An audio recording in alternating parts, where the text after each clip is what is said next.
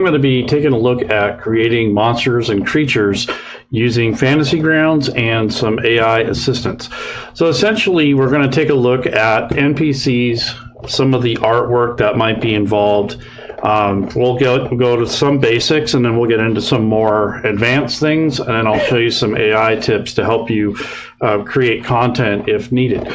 So what we're going to be doing first is essentially kind of going over just some of the basics. So when you are in Fantasy Grounds, this essentially is a clean campaign. It is the 5e rule set 2024 version.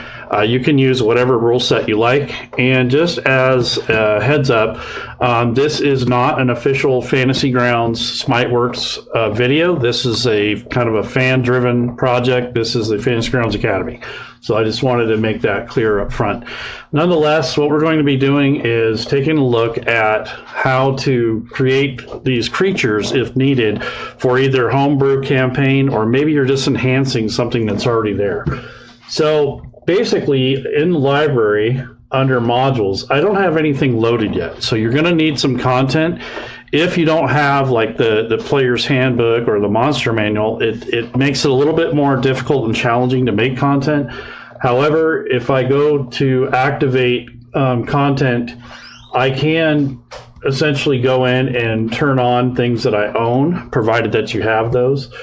Or what you can do is go into your assets, or in this case, this would be modules, and then you can set up your books or activate them as needed. So if I go to the beginning part under options, and if you want to go to the setup, you can go through this again, which is what usually pops up in the beginning when you start a new campaign. Hit next, and then you'll have an option of which books to load. Usually I would load like either the SRD or some of the core rules, depending on what rule set you have. So I'm just going to load the core rules, which is going to be the player's handbook, the monster manual, and the dungeon master's guide. If you don't have those, you can use the basic rules or the free rules that come with Fantasy Grounds, or you can use the SRD once that's released. They do have the Unearthed Arcana, but that's kind of out of the scope of what we're going to cover, but that is available on the Fantasy Grounds Forge for free. So what we're going to do here is I'm going to click on core rules, so that will load the basic 3 main books, which are separate purchases, by the way. So it's loaded all those, and this is just a confirmation window, so go ahead and close that. Now if you don't want this window to pop up again next time you open up Fantasy Grounds, then go ahead and click on the show on load, and you click off, and it will turn that off. So next time you come into the campaign, it won't pop up unless you want it to. So then I'm going to hit next, and if you want to add any options, you can do so here. I won't really need to because I'm just going to be creating content. So I'm going to go ahead and hit finish. So this is a clean campaign, no extensions, no themes, other than this is the actually the dark core theme. So I don't have anything special going on. And if you click on modules, now you'll see that I have all of these different books loaded. This is the 2024 rule set, but if you're using the classic or the the legacy version, or if you're using another rule set like Pathfinder 2e or anything like that, you can load those up just for guidance, so to speak, and to have like a template. So I'm going to close that. And what we're going to do is kind of focus more on NPCs and monsters. And I'm going to make a homebrew one, which already kind of got started using AI. So what I'm going to do is click on campaign on the right-hand side here. And this is assuming you have the books loaded. And what we can do is click on NPCs. So this is the NPCs that come with the monster manual. And there's a few in the player's handbook and the dungeon master's guide. So we'll take a creature and we'll kind of look at it and see what we can do to spruce it up. So you get things like special creatures. Like here's an assassin and an archpriest. Those are more like humanoid NPCs, which are kind of like characters, so to speak. So in this case, a lot of people want to take, like, for instance, an archpriest. and they'll want to change the spells out and that sort of thing. So the best way to do that is, instead of editing the original, you just make a copy of the Archpriest. So right now the Archpriest is part of the monster manual, but if I single left click and drag this little link here, in this case it's a dragon, but it might look like something else in other themes and rule set. But if I left click and just drop it back into the same list here, it's going to make a copy. So this is the actual data that I'm going to edit. And then for the sake of organization and separation, what I'm going to do is take and click on this little arrow in the group and make my own custom group, so I can keep the stuff that I've edited and created separate from the original. So if you don't do that, it'll just be in uncategorized, which is what it is in now. So it's not important in the beginning to have this, but if you want to export it later, or you want a better chance at keeping it separated and filtered, it's better if you create your own group in the beginning. So I'm going to go ahead and hit add category. It's just going to call it group 1 as a default. If I go to edit list, I'm just going to say custom NPCs, just like that. And that's the group I'm going to use to categorize the stuff that I'm creating myself. And then this copy of the Archpriest, I'm going to single left click and drag it into the group that I just made. So this is custom NPCs. Once I do that, I'm going to click on this edit list to get out of the edit mode or the drop down. And then I'm just going to click on custom NPCs. So now I have this as my starting point for my own content. So if I click on this, there's the copy. I'm going to unlock it. I'm going to actually get rid of copy. And I'm going to say, instead of Archpriest, I'm going to call it a High Priest S. So this will be like a female. And then go from there. So that's going to be my starting point. And this is a really powerful NPC. It's got a lot, like 240 hit points. That's quite a bit. So at this point, to make the High Priestess, I'd probably do some adjustments here on the ability. So if I go to, let's see, I'm going to lower the strength by 15 to 15. I'm going to bring up her dexterity, though, to 14. Wisdom is already set at 21. I think that's good. Constitution 17, Charisma 14. I'm going to bring that up to 15. So this is just kind of changing around some of the things that I want to do for this creature. Since it has, I'm not going to change the hit points, but I could adjust those if I wanted to, or I could roll like 32 D8 plus 96. So I could take this number, drag and drop it onto here, so onto the chat window, and I can actually roll that if I wanted to. So I'm going to go /dice, or die, I think it is. And I think I can do that and then just do the math manually. 32 D8, I think that's how it goes. Yeah, so it rolled a whole bunch of D8, so it rolled 131, and then I would add the 96. So do the math on that. So 96, 131, so you could do it like that if you wanted to change up the hit points. So what I want to do now is take, and I could have put a modifier on it, so I could put 96 here and then do the same roll. So just take this data here, drop it in the chat window. I'm going to get rid of these parentheses and that plus 96. And then I'll do a /die, which is your dice, and then hit enter, and that will do the math for you if you put it in the modifier box. So you can do quite a bit of things manually with Fantasy Grounds. So now there's 130. Look at all those ones that it rolled. So I'd be very highly disappointed in that roll, but that's basically the luck of the die there. For alignment, I'm going to change this to neutral good. And then just make a few changes, like maybe, let's see, she has insight, medicine, perception, religion. I think that's pretty good. Let's see, languages, common, plus 2 other languages. So I'm going to add 2 other languages here. So common, comma, I'm going to go with Dwarvish and Elvish. So as long as these languages are recognized in your rule set, this should work, especially for a 5e rule set. But if you're uncertain, you can go into options and you can click on languages, and you want to make sure that those are spelled correctly and to see what's available in your rule set. So there's quite a few in here, but I just wanted to double check. And this is where you'd find that. So even as a player, you could go in there and look at that. And if you're creating a character, on your character sheet, there's a language section. You want to make sure you type those out on separate lines and then make sure they're spelled correctly. And that way, if you use a language filter in the Fantasy Grounds chat window, it'll work. But nonetheless, that's that. And then if this was a summoned creature, you would click on that, but in this case, it's not, so we'll leave it alone.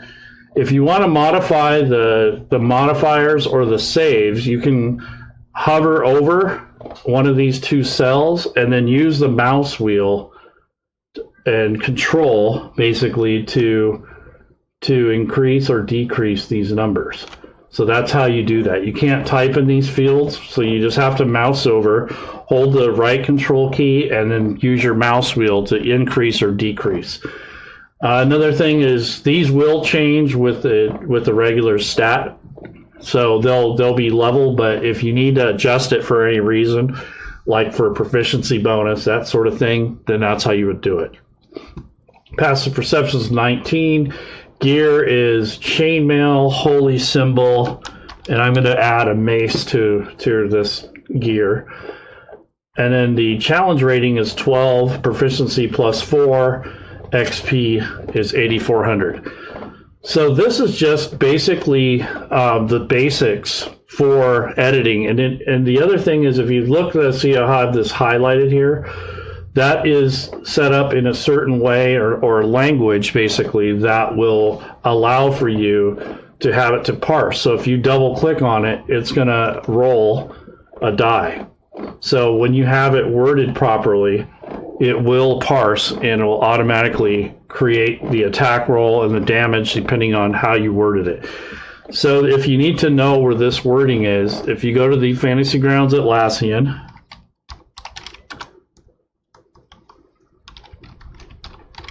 and you want to go to the 5e rule set. So we'll just go to the Fantasy Grounds Atlassian for now, and then we'll go to the main page. This is where a lot of the instructions, the information for Fantasy Grounds exists. And then you want to go to, you can go to the Fantasy Grounds user manual, which this will give you the basics of like the interface. But then you want to go to available rule sets if you want something more specific to the rule set. So in this case, there's the D&D 5e rule set.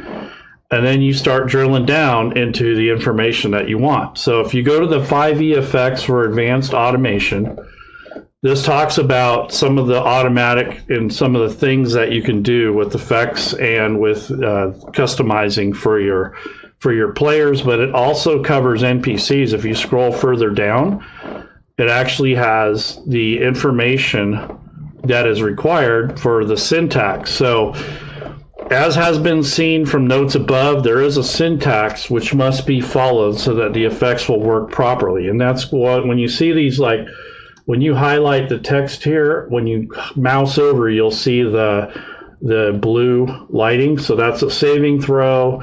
There's damage, there's a condition. So there's different keywords that'll be picked up if you actually use the proper verbiage. And a lot of times you can just take this stuff here and use it on another stat block. So if you highlight this entire thing and then change a few things up and then paste it back into here or into another NPC stat block, you can steal the wording here and just change up the attack type or the amount of dice or whatever you need to edit. But this list here has a lot of the keywords, a lot of the things that you'll need to have to make this thing parse properly, depending on what you're trying to do. And like I said, if you scroll down, you'll get to the NPC part. So this upper part is more for like player characters. But when you scroll down to get to the actual automating effects on NPCs, that is this part here, and this gives you the syntax and the wording for that. So it's not as complex as a player, so you're never going to get one-for-one for a player and an NPC. You can get close, but it's never going to be perfectly the same. They were not designed really to be exactly the same. So if you're trying to get an NPC to emulate a player, you're better off just making a player character instead. So this is basically the formatting that would be required. And a lot of times people want to change this list here of spells. So all you'd have to do is come in here and edit the spells that you want. And you used to have to close the stat block and reopen it. Now I believe if you change it here and then you put it on the combat tracker, once you do that, then the spells are parsed. It used to be that in order to do this, you had to delete the spell casting trait, you had to delete the spell and add it, close the stat block, and then reopen it to trigger the parsing. Now I believe it's just from dragging the NPC stat block onto the combat tracker, or onto the combat tracker, and then it will parse the spells at that point. So they've changed what actually triggers the parsing. If it doesn't parse, the spells won't change. So you got to make sure the spells are spelled correctly, you have the supported rules for it, and that it is formatted just like you see here. So that's the main thing, is the formatting, the wording, and the spelling and such. That does matter. For the notes section, if you have any notes or individual things that you want to supply, like tables in this particular case, so this has a role for the priest, and there's a table here, so you can roll on this to see what type of professional role they have. So if I click on role, the output here is an elder who speaks for the dead. So that can be one of the roles for this particular priest. I like this additional information. It really helps with immersion. Even if you don't use it, it's there in case you need it. So this is something I would recommend if you're going to make your own NPCs, to include this type of thing in there, because that really helps in the long run. When you go to play this NPC, if you wanted to add a little bit more substance and immersion to your NPCs, this is kind of a nice thing to have. And then, of course, your artwork. So this is probably where a lot of the work comes in. So I noticed that there's a nice picture here, kind of a full image, and then there's a flat token. But in this case, I'm not sure why, but they don't have a full body token. And that's likely because it is not included. Unless you went here and edited this out, this actual image here, it would be difficult to create the full body image. So what I would do, since we do have an AI tool that we can use, in this case I'm using ChatGPT 4.0. So if I wanted to make this and actually use it as an image for a full body image for the 3D token camera view, I would probably take a snapshot of this and put it in the AI tool and make that create the full body image. So what I'll do is I have a screenshot grabber, which is called, this is called Greenshot is what I have. And I'm going to go ahead and capture the region. So I'm going to capture just this area where the cleric is. And I'll just hit copy to clipboard. And I'm going to go back to this Fantasy Grounds section here. This is a prompting, basically an area I'm working on. This is a project file. It has some templates. It has instructions, so it kind of knows this is themed for Fantasy Grounds. So what I'm going to do is hit Control V as in Victor, and I'm going to say create, I'll say like a professional digital artist, comma, create a full body length image of the attached cleric, I'll say priestess image with high detail high quality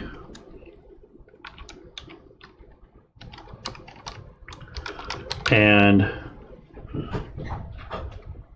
fantasy style image. And then I'm going to say, I don't want all the background, so I'm going to say transparent background. That way I don't have to spend time cutting out the background. Most of the time it'll mind that. And I'm going to say square orientation because I don't necessarily, well, actually no, I'm going to say vertical because this is going to be for the token camera. So I'll say vertical orientation. So then it knows to make it long with that aspect ratio. You wouldn't want horizontal in this case. So we'll see what it comes up with. It doesn't always give you exactly what you want, but it should get pretty close.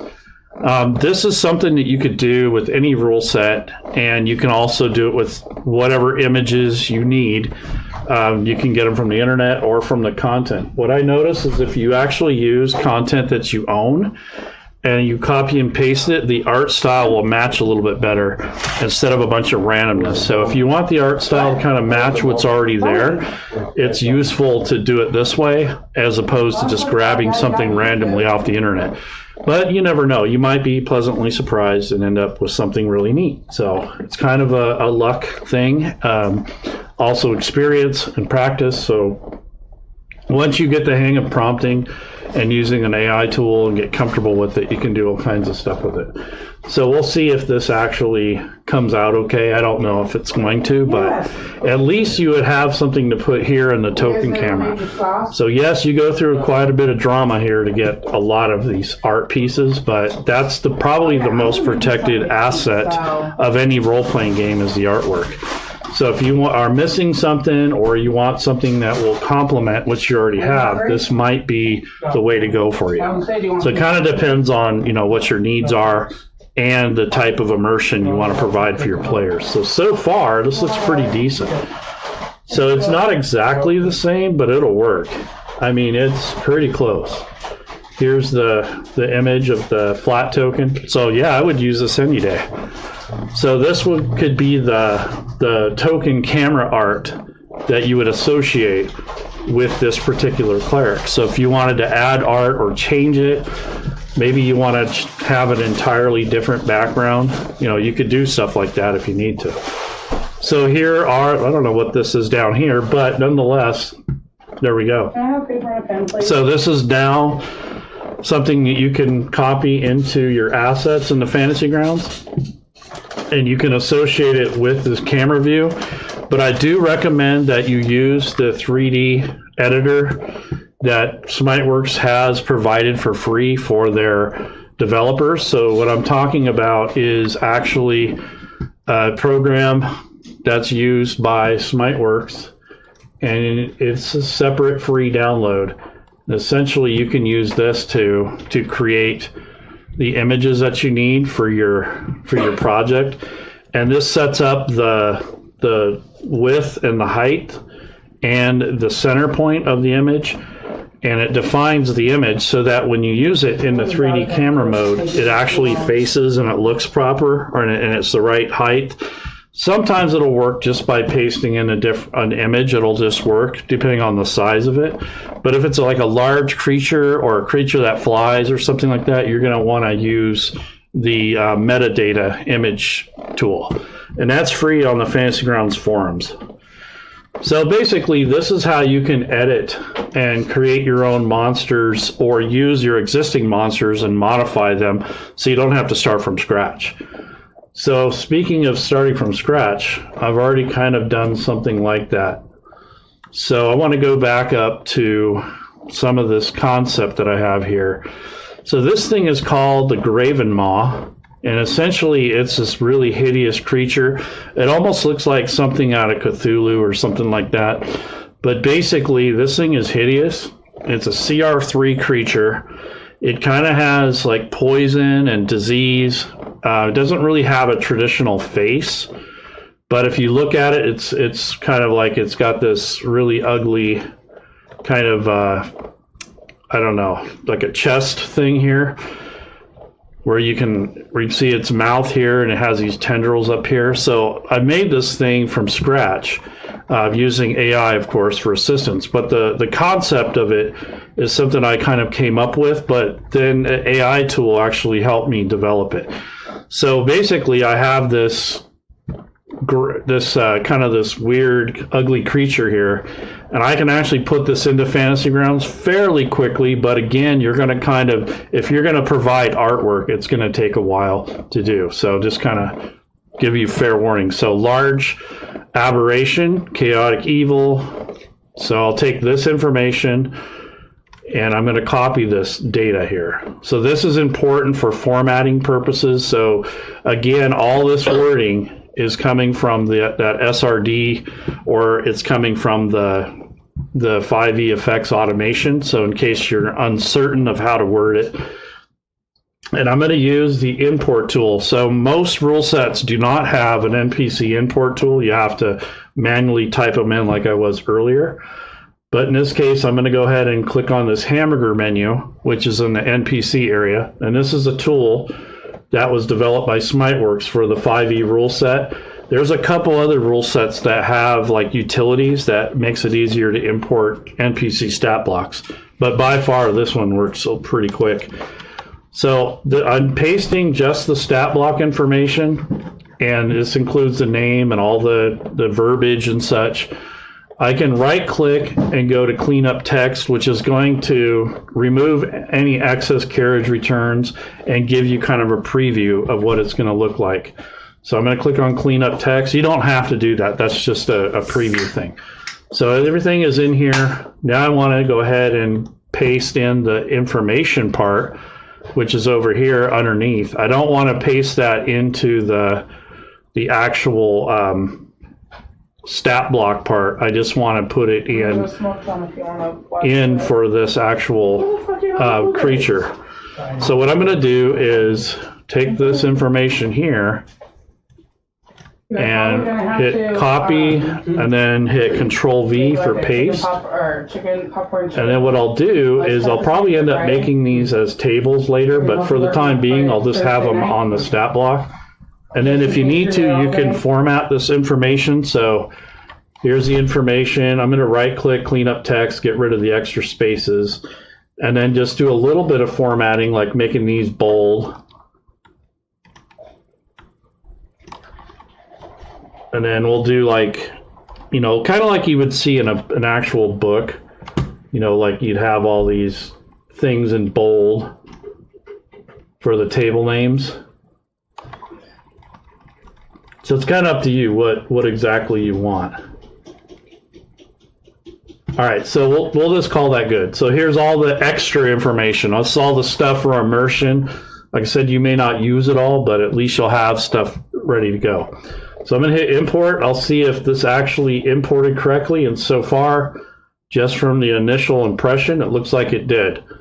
So all the stats are in here. The hit points, the size, type, has the initiative bonus built in from the dex bonus. And let's see, what else do we have here? Multi-attack. Yeah, it looks right. So all the traits are here and all the actions are here. And if you go to notes, there's all that information that I plugged in for the back. I might get rid of some of this depending on, you know, what I want to do with this, but at least I have some more additional information, and I'll probably take these tables and import those in and make them tables and then link them to the stat block instead of having the entire table listed here to save room and for more functionality. So this is just kind of some of the things that you will see. And here's the formatting. Mod, save, okay. Yeah, so this looks really nice. I like the summary that it makes when you use the import tool. If you don't use the import tool, you likely won't get the summary. So if you want this fancy summary, use this. And then for pictures, again, this is where you're going to spend a little bit of time. So I would take and use some of these images. Like this would probably be a top-down token if you wanted to use that instead of and maybe use this for the artwork, so you can see some adventures running. And then if you were going to create like a token, you do something like this. So it depends on what you're trying to do. So your token flat would go here, that would be this. Your camera token would likely be something like this. And then if you want, instead of a flat token, you can also use a top-down token. And then the picture would be the artwork. So that's basically what you'd have to import those, obviously. And if you're going to make a token camera, you probably want to define it in that tool that I showed you, this thing from earlier. So there is a video out there that goes along with that particular tool on the Fantasy Grounds forums. It's kind of hard to find. It's not always obvious. I had to look up, I think it was Fantasy Grounds Metadata Builder or something. Let me see what it says here. Let's see. Fantasy FG Image Metadata Builder. So check, do a Google search for that, plus Fantasy Grounds, and it should direct you to the link. And then there's a video that Doug put out that shows how to use it. But that's just for the token camera. So if you don't plan on using the 3D map token thing, then that's basically, you don't need to mess with it. So basically that is the gist of creating these monsters, and you can kind of get really into it. So as I was going through this, I was prompting for different images, but I also was prompting for extra things, like there's a parasitic infestation, which sometimes are unknowingly carrying these like death flies, and they have these larvae that crawl underneath their skin, and it doesn't do anything to them per se, other than, show up on underneath their skin. But you have these parasites that are embedded in their flesh. The larva feeds off the necrotic energy, and the rot seeping from the hollow chest cavity. And there's a 20% chance that there will be a death fly larva will burst from its corpse one round later. Each larva is a tiny aberration and aggressively seeks nearby living flesh to burrow into. And then there's actually a death fly that I created. And this is kind of a rarity, but it would be something you can use to enhance your encounter if you wanted to. So here's the death fly stat block. And then I made this, had AI generate a tool, or generate this as a tool to help create an image. So there's the death fly and the larva. And I could take these and cut them out, or ask it to just prompt for these without the background, however you want to do it. But I did list a bunch of things here, that the types of prompting that I've done. I might add this in the description. I don't know. It might be too much for it, because there is a limitation on characters, on how many words you can put in there. But these are some of the prompts that I'd used for the ChatGPT AI. So, for example, a graven maw creature top-down view. So it says digital painting that presents a terrifying creature seen from above. Its gaunt skeletal frame, cloaked in decaying teal gray green skin and deep wrinkles and textured patches of dark green and grays. Bound by rusted chains, a creature's limbs stretch out. So these are some of the prompts and how they turned out, interpreted by the AI. But those are not the exact prompts, but it's pretty close. I don't know why it didn't actually list the actual wording that I put on there, but it kind of interpreted what it did. So what I would say is, for instance, let's see, what did I ask for?